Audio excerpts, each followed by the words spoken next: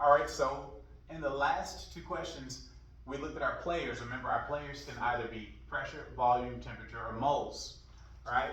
And we saw that there were only one of every player. However, when I read this question and I wrote the variables out on top of each, where I found them in the question, I found that there were two of each player, all right? So how does that change the game? Let's start from the beginning, read the question. All right, a container holds 300 liters of air at a pressure of 4 atm. If the pressure is increased to 12 atm, what will its volume become? All right, let's read that again and let's note our variables. All right, if we have a container that holds 300 liters, that's volume, okay? We have here at a pressure of 4 atm, so we have a pressure. Here we said if we change that pressure, so we have a pressure 1 and a pressure 2, what is that going to do to the volume? How will that affect the volume? Well, we know that the relationship between volume and pressure in science is inverse, meaning if one goes up, the other has to go down, and vice versa. All right, so we know here that we have the first pressure as well, and then the pressure that we want to know what happened to it. What is it going to become if we change, the volume. We have volume 1 and volume 2. We want to know if we change pressure 1, okay, how does that affect the new volume? What will the new volume be?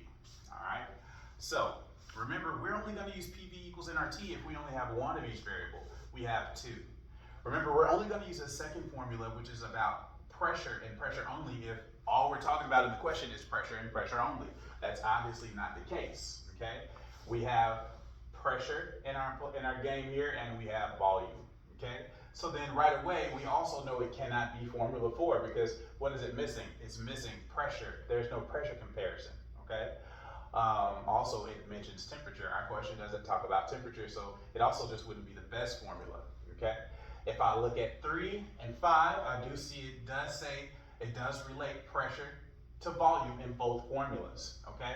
I could actually use either 3 or 5, but in this situation, I'm gonna choose 3 because there's a lot more in formula 5, and since this question doesn't have all of that in there, there's no reason for me to possibly make a mistake by using the bigger formula. So I'm going to use the smaller formula, and this is known as Boyle's law, okay? Let's go with step 1, which, we just did step 1, which is always identifying the formula. We just did that, all right? Step 2, rewrite the formula. Let's do that. P1V1, so PV at first, compared to P2V2, so compared to what happens when we change one or the other, okay? We rewrote the formula. Now we will write out the form, okay? Anytime the formula kind of goes straight across, I'm going to use parentheses, straight across, okay? It makes the math so much more bearable at the end. We wrote out the form, that's writing out the form. Now we're going to plug in our numbers, okay? So this one's pretty simple, okay? Unlike when I used PV equals nRT, there is no temperature involved here, and even if they were, we likely would not have to change anything, even if it was in Celsius, okay? All right, the only time we would have to change the temperature in one of the formulas 3, 4, or 5 is if they give us two different types of temperatures in the same question. Other than that, we just use whatever type of temperature they give us, whatever unit they give us. But again, this only has pressure and volume. So pressure, okay, the first pressure we have, it says at a pressure of 4 atm, 4 atm. The first volume that we have, 300 liters. Okay. The second pressure, so what will the pressure become in this question? It says if we increased it to 12 atm, okay. Notice that our units for each thing are the same. So pressure is an atm on both sides, all right.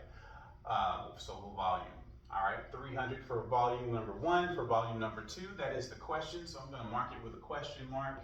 If you were in algebra, you might just call that X, and you will be solving for your X, okay?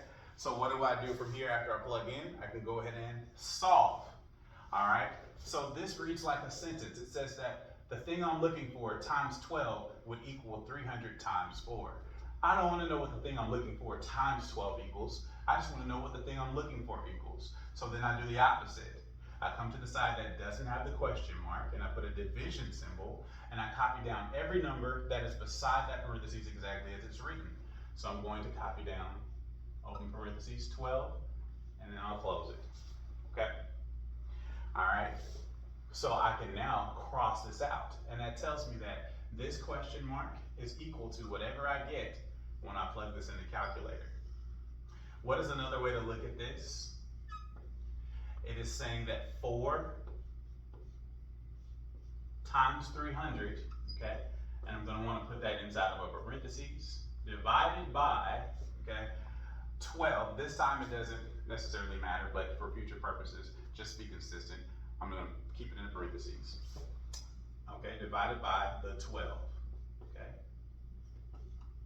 Whatever that equals, when I put that in the calculator, 4 times 300, and then whatever I get from that divided by 12, that is my answer. So what did we do? We found our players. Remember, they can only be pressure, volume, temperature, or moles. We found that our players were pressure and volume, okay? And we found that the missing player was volume number 2. So we found our formula for pressure and volume. We plugged our numbers in after we wrote the forms, and then we solved.